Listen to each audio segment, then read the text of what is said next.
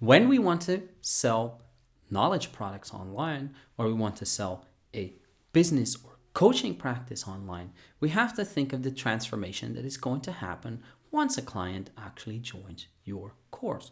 But that transformation and that information should be valuable, but also informatively brought towards them before they're actually making a decision. So if you look at your current marketing, let's say your pages, your social media, your emails, are they answering any of these following questions? I'm sorry, I have notes here because I'm going to forget these as we go along, as this brain sometimes holds a lot of information and sometimes doesn't.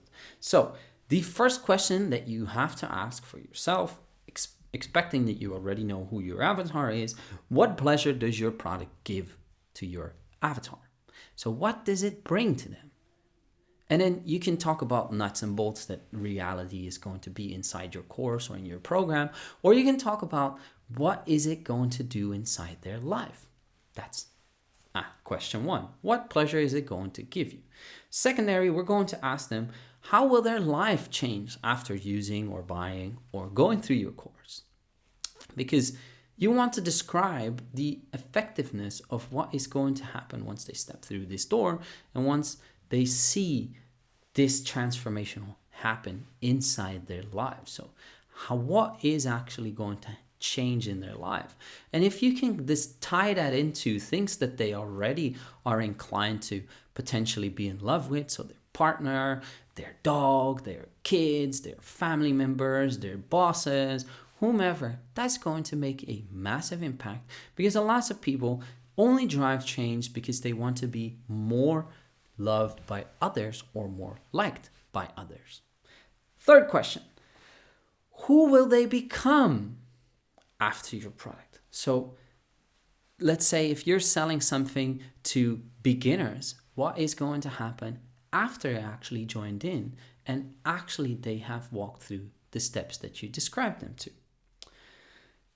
For maybe it's a little bit that I've already shared earlier, what is going to be the impact of them following through on their family, friends, bosses, people around them, and showcase as much as you can within emotions. I've heard somebody speak on stage explaining how it was and how he written an email that went on about how this person came in after they made the massive success that you promised and walked into the door, hugged their wife, explained what was happening, and explained that, for example, their mortgage was now no more an issue, or that he bought a brand new car, or whatever. The feeling that you can describe and the emotion that you can generate from having that vivid picture painted inside your prospect or your client's brain. Lastly, or sorry, not last, we have a couple more. What pain does your product take away from them? So does it change anything in their life that's going to take away pain or going to take away problems from their lives? Because that's something that is potentially the thing that's keeping them up at night, and that's potentially the thing that they actually want to change. Sometimes if we sell something, we want to sell something that is going to change people's lives, but in reality, it's not as much as that we want to change their lives. We want to fix their problems, because that's what they're waiting for. That's what they're waking themselves up for at night, because that's what's keeping them up and thinking, oh my God, and that's causing them stress. If you can say, and especially if you know your avatar perfectly well, if you can pinpoint that specific thing, that's going to be like, oh, I am understood. I want to get rid of this. Please sign me up. Take all my money as long as you can fix this. Last 2, 3, 4. No, we have 3 more. What will it cost your avatar to not use your product? So let's say if you talk about weight loss or you talk about some kind of dog training program, what will it cost them in terms of chewed up couches, or your spouse leaving you, or you're never going to fit into your wedding dress, or the fact that you're going to potentially end up in a hospital? These are things that are costly for your prospect and they want to avoid. And if you paint that picture in their head, so now you've painted their dreams, you've depicted their problems, but you've also depicted like specifically what's going to happen if they don't take that step, because that's a little bit of that push, that persuasive push that you need to give them so that they understand, like, I need to take action.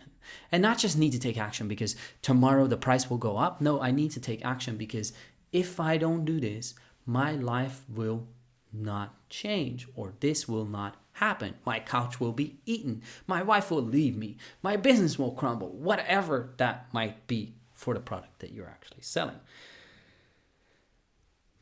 Then you could take it in a different angle, saying, what would it cost your client if they bought the wrong product? So, obviously in your price range, there might be cheaper, there might be more expensive, there might be all kinds of things that are different than your specific product. So what would it cost them if they bought the wrong thing?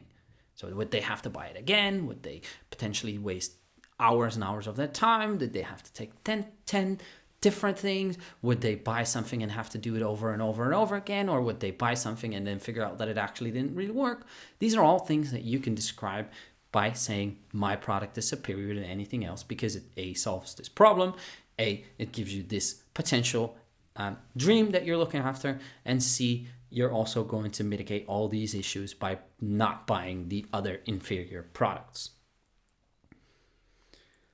And then you can also tie that into what will be the effect of not doing this or not buying your product on their family, on their friends, on their boss, on their business.